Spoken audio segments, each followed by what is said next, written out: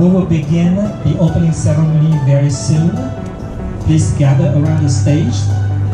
Be situated. Thank you so much.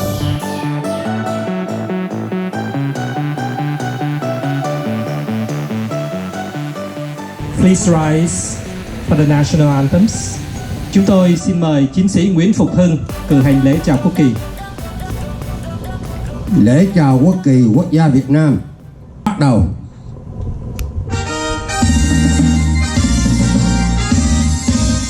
Ngày công dân ơi, tiếng lên các lời sông u, cơn lòng cùng đi xin biết gì cần so.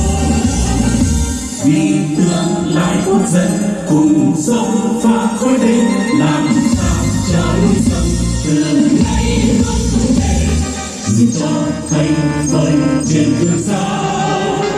Thủ đưa lấy máu đào nề bao, nói sông lúc biết phải gần giải thích, người con dân luôn vững bền tâm trí, ông trang quyết chiến đấu làm cho vang tiếng mây Việt Nam cho đến muôn đất công dân ơi, màu yên thành dưới đất công dân ơi, mau làm cho